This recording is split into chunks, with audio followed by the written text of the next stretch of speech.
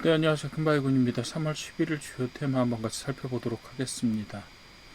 자, 오늘은 5G하고 통신장비 종목들이 올라갔습니다. 지금 MWC가 예,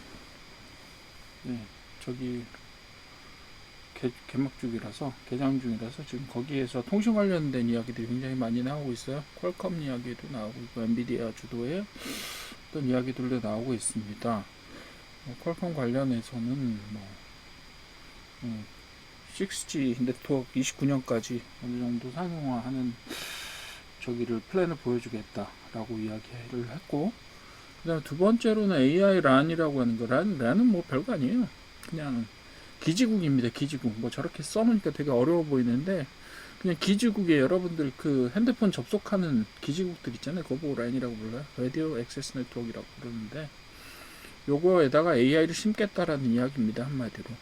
지금 이제 점점 더 학습, 그러니까 기존의 어떤 인공지능의 수준을 더 높이는 투자에 대한 부분에 대한 이야기들도 굉장히 많이 나오고 있긴 한데요.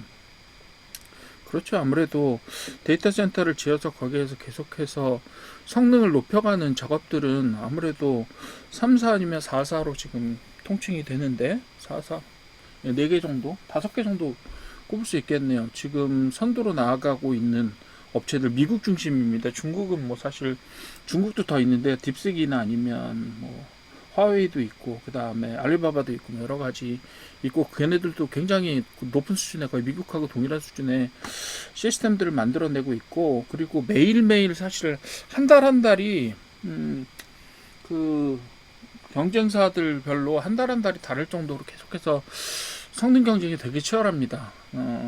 예를 들면 이제 최근에는 클로드가 엄청 엔트로픽의 클로드가 엄청 치고 나갔죠. 근데 클로드가 치고 나가는 반면에 뭐가 있었어요? 미국의 국방부와의 계약이 클로드가 어떻게 되느냐, 이 이야기들이 계속 있었어요.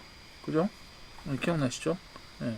국방부에서 마음대로 못 쓰게 하겠다 이렇게 얘기를 했었는데 클로드도 지금 한 발 물러나는 모습이 있는데, 문제는 그게 왜 그랬냐면 자기들이 안 하면 다들 같이 어느 정도 보조를 맞춰줄 줄 알았더니 오픈 AI가 그 계약을 홀랑 따가 버렸어요. 그래서 오픈 AI가 이제 좀 사용 범위가 넓어졌죠. 왜냐하면 오픈 AI가 계속해서 지금 마켓시어가 클로드하고 좁혀지고 있었거든요. 예전에 3대 1 정도의 마켓시어였다라고 하면 지금은 거의 1.3대 1 정도의 차이밖에 안 납니다. 안트로픽이 얼마나 많이 따라가는지 아실 수가 있죠. 왜냐하면 클로드 코드라고 하는 코드를 생성해주는, 여러분들 혹시 바이브 코딩이라고 들어보셨는지 들어보셨는지 모르겠지만 바이브 코딩이라는 것들을 통해서 코딩을 자동화합니다. 그런 것들의 코딩의 자동화에 있어서 가장 앞서 나가는 회사가 사실 클로드였어요. 엔트로픽이었습니다. 거기에 따라서 뭐 구글도 엔트그래피티라고 하는 어떤 코딩을 도입하고, 오픈 AI도 어쩔 수 없죠. 예, 걔네들 질 수 없죠. 코덱스라는 걸 도입했고, 코덱스 5.4가 다시 클로드의 뭐죠? 오퍼스 4.6보다 그 코딩하는 성능이 더 낫다 뭐 이런 얘기들이 계속 나오고, 이거 전문 용어이기 때문에 모르셔도 상관없어요. 투자하시는데 전혀 상관없습니다. 뭐 저는 업계 일이니까 제가 알고 있는 것 뿐이고요. 뭐 그런 식으로 해서 계속해서 경쟁에 나갑니다. 메타도 경쟁을 하고 있고, 메타가 오히려 좀 장사는 잘하고 있는 것 같아요. 소비자들에게 판매하는 모델은 아니고, 걔네들이 인공지능을 개발을 해서 어디다 쓰느냐 하면 자기네도 광고 최적화하는데 계속 써먹습니다.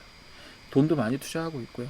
어느 순간인가 메타도 소비자 대상의 어떤 상품들을 개발해낼지 모릅니다. 그리고 또 거기에다가 AIX 있죠? AIX라고. 일론 머스크가 하는 거예요, 한마디로. AIX하고 지금 스페이스X하고 합병을 해서 상장을 하기로 했잖아요. 그래서 두 개를 결합한 모델로 뭐 별소리를 다 했죠. 이상한 소리 많이 했습니다.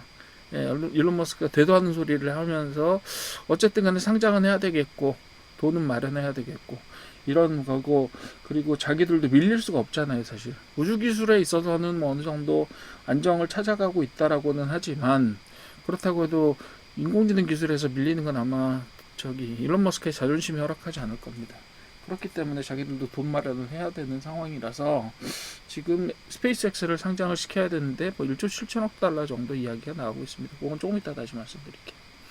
자, AI 랜을 협력한다 라는 거에서부터 이야기가 좀 빠졌는데, AI 랜은 한마디로 뭐냐 하면 그 기지국에다 AI를 심는 거예요.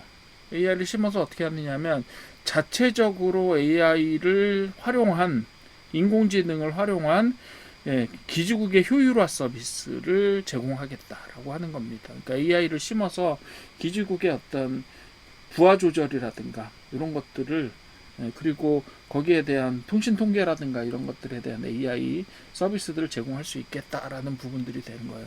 실제로 AI의 활용에 관련된 서비스들이 계속해서 나오고 있어요. 대표적으로 AI 활용에 대한 서비스가 뭐가 있죠? 로보틱스입니다. 피지컬 AI라고 부르는 로보틱스 쪽, 그리고 자율주행 쪽, 이쪽이 전부 다 AI 활용에 들어가고요.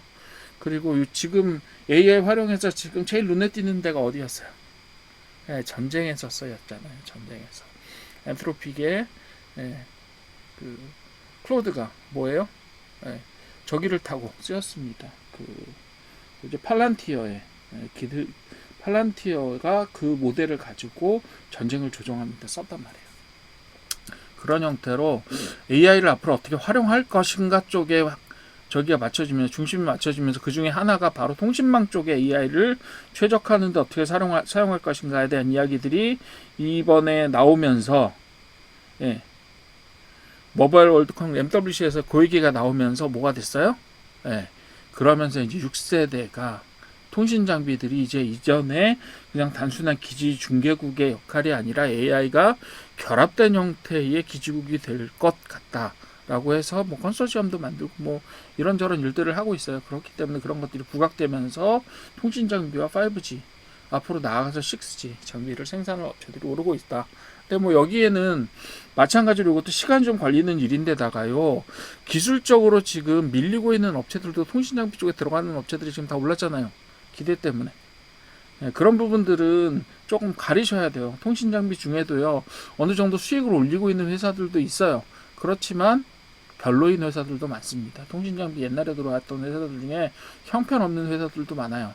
그런 회사들은 조금 가려서 여러분들이 판단을 하시라, 이렇게 보시면 될 것 같고, 자, 스페이스X하고 우주항공 쪽도 스페이스X의 나스닥 100의 조기 편입이 어느 정도 가시화가 되는 것 같다. 그렇기 때문에 스페이스X가 올라가 봐야 우리나라한테 떨어지는 게 얼마나 있겠습니까만, 어쨌든 주목도가 올라갔기 때문에 어쨌든 우주항공 쪽도 같이 올라가고 있다. 여기에 아주 IB 투자라든가 미래에셋증권 같은 그 벤처 캐피탈들도 같이 끼어져서 올라가고 있다. 뭐 이런 이야기들이 되는 겁니다. 조금 뜬금없지만 뭐 테마라는 게 원래 그런 식으로 움직이는 거니까 그렇게 좀 봐두시면 될 것 같고요. 금융지주사는 삼성전자하고 SK가 대규모로 자사주 소각을 하겠다는 20조 원 규모라고 얘기를 하죠. 뭐 전체 두 개의 기업에 지금 시총을 합치면 1,500조 정도 되니까 그게 뭐 되게 크지는 않지만 1점 몇 % 정도죠. 그렇긴 하지만 뭐 그것만 해도 지금 그죠? 엄청 큰 거죠. 왜냐하면 두 회사가 워낙 크니까 그게 좀 작아 보이는 것 뿐이지, 자사주 소각하는 양 자체가 어마어마해요. 그러니까 그거에 따라서 자, 이제 자사주 소각 의무가 법적으로 발표가 되면서 이제 제일 먼저 총대를 메고 나섰단 말이에요. 삼성전자와 SK하이닉스가. 다른 회사들은 이제 슬슬 눈치를 보게 될 거란 말이죠. 그런 부분들 보셔야 돼요. 자, 그리고 원자력 발전은 정부의 원전 6기를 지금 정비 중인 원전을 추가적으로 빨리 재가동을 하겠다, 이렇게 얘기를 하고 있는 상황이에요. 왜요?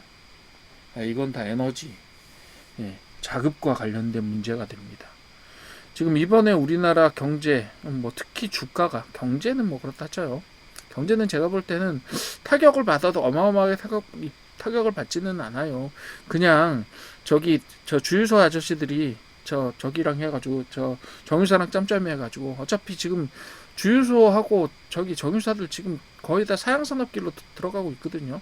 그래서 걔네들이 짬짬이 해가지고 그냥 말도 안 되게 그냥 가격들을 펑펑 올리고 이런 짓거리들을 해서 결국은 잔멸하는 길로 가는 거예요.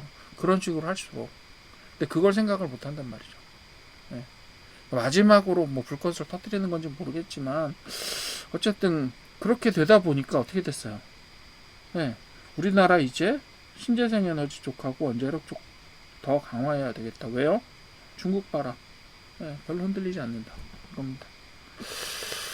그런 형태로 보여집니다. 그래서 결국은 그 정유 중심의 석유 소비 중심의 경제 구조를 결국은 다른 형태의 전기에너 구조로 에너지 중심의 구조로 바꾸겠다라는 의지들이 이런 식으로 반영이 된다라고 보여지는 겁니다.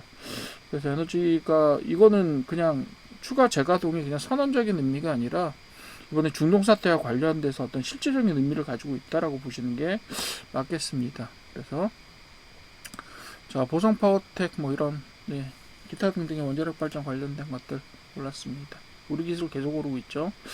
자, 마지막으로 반도체 AI 밸류체인. 네, 이거 원래 맨 먼저 나와야 되는데 오늘 많이 안 올랐거든요. 그래서 네, 오라클의 호실적이나 반도체 수출 급증에 반도체 수출 실제로 잘 되고 있습니다. 지금 뭐 중동 사태건 뭐건 간에 반도체 수출은 잘 되고 있어요. 근데 왜 삼성전자하고 SK하이닉스 그렇게 널뛰었을까요? 심리 문제라고 말씀드렸잖아요. 그리고 약간 외국계 세력들의 장난질, 농간이라고 봅니다. 그런 부분들이 없지 않았어요. 그래서 역시나 계속해서 AI 인프라 쪽은 계속해서 나아가고 있고 조금 줄어든다고 해도요. 그쪽에서 투자가 조금 줄어든다고 해도 SK하이닉스하고 삼성전자가 흔들릴 만큼 크게 줄어들지를 않을 것 같아요. 네. 그러니까 약간 증가세가 약간 좀 둔화된다 정도지 지금의 가격대를요. 저기가 조금 줄어든다고 해서 그렇게 팍 떨어지고 이러지는 않아요.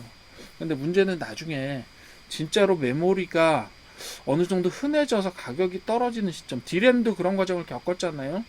네, 디램 같은 경우도 예전에 지금도 뭐 디램 마찬가지로 높은 시장이긴 하지만 되게 막 그 기술적으로 중국 회사들 많이 따라오고 일본 회사도 생산하고 뭐 이렇게 되다가 마이크론도 생산하고 뭐 이렇게 되다가 디램 가격이 그 반값 뭐 3분의 1값 10분의 1값까지 떨어진 적이 있었단 말이에요. 그때 삼성전자 SK하이닉스 다 안 좋았어요.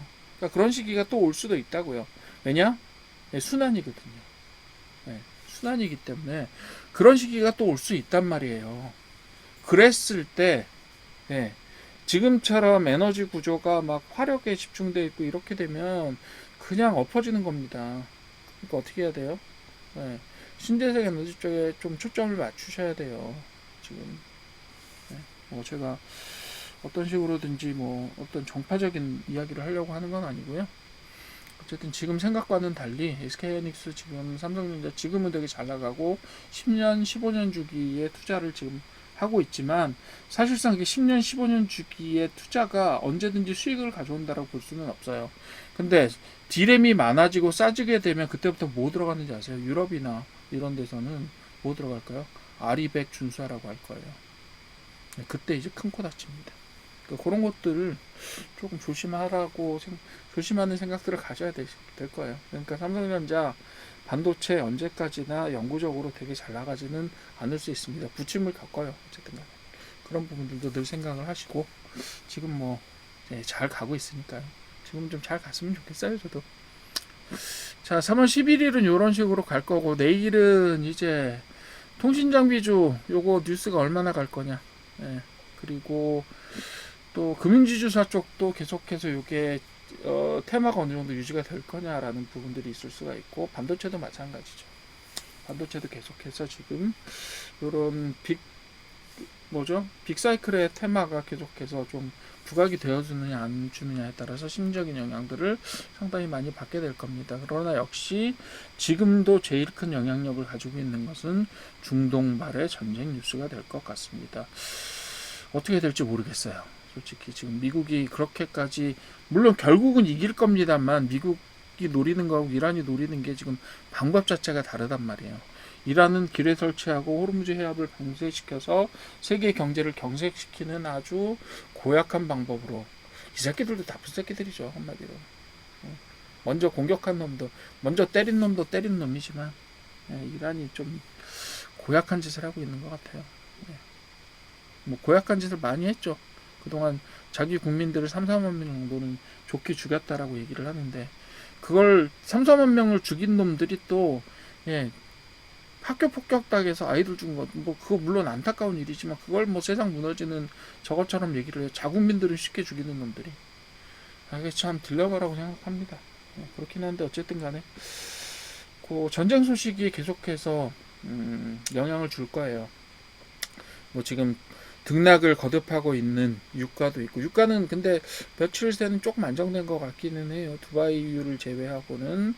예, 그 브렌트유하고 지금 텍사스 중진유는 어느 정도 안정이 된 것 같은 느낌이라서 그런 부분들의 영향력들이 어떻게 우리나라에 또 경제에 영향을 미치고 심리에 영향을 미치느냐, 이런 부분들이 결국은 전체적인 시황을 좌우하는 문제가 될 거고요. 테마 쪽에서 보시게 되면 제가 말씀드렸던 것처럼 그 전쟁 상황이 악화됐을 때 올라가는 그룹이 있고, 그리고 전쟁 상황이 좀 끝나는 쪽, 종전으로 가까워지면 가까워질수록 올라가는 종목들이 있다라고 말씀드렸잖아요. 네, 빅사이클 테마들은 다 뭐예요? 네, 빅사이클 테마들은 전부 다, 즉 반도체를 위시한 다른 경제적인 어떤 유동성이 계속 주어져야 잘 되는 그런 업종들은, 예, 또 있고, 또 전쟁이 악화돼야 또 올라가는 종목들이 있고, 또 방어주 성격이 있다 그랬죠 제가. 네, 금융지주사 같은 것들, 네, 그런 것들이 방어주 성격을 갖고 있다 그랬죠. 그래서 그런 그 테마들이 어떻게 순환돼서 움직이고 있느냐, 이런 부분들을 잘 살펴보시면 되고, 또 특히 주목할 만한 테마 그룹은 제가 좀 전에 말씀드렸던 것처럼 5G 얼마나 그 통신주들, 통신 장비들 얼마나 지속되느냐 주제, 그리고 금융과 지주사들 요 테마가 좀 갈 거냐, 이런 부분들 살펴봐 주시고, 역시나 우리나라는 빅사이클에 가야 된다. 반도체와 2차 전지와 바이오와 이런 것들이 어떻게 움직이는지, 그거는 아마도 전쟁 상황에 따라서 조금 부침이 있을 것 같아요. 그런 부분들 잘 살펴봐 주시기를 바랍니다. 오늘은 조금 올랐지만 거의 소강이고, 사실 1.4%는 작게 오른 거 아니거든요, 코스피가. 근데 지금 이제 간들이 너무 커진 것 같아요. 저도 뭐 1.4% 그냥 소강인가? 라고 생각했을 정도니까 1.4% 작은 거 아닙니다. 거의 100포인트 가까이 올랐어요. 그러니까 좀 이상해지는 것 같아요. 저도 그렇고 여러분들도 아마 그런 부분 느끼실 텐데, 분위기 자체가 좀 다릅니다. 이전하고. 그런 부분들 좀 주목해서 봐주시면 될 것 같아요.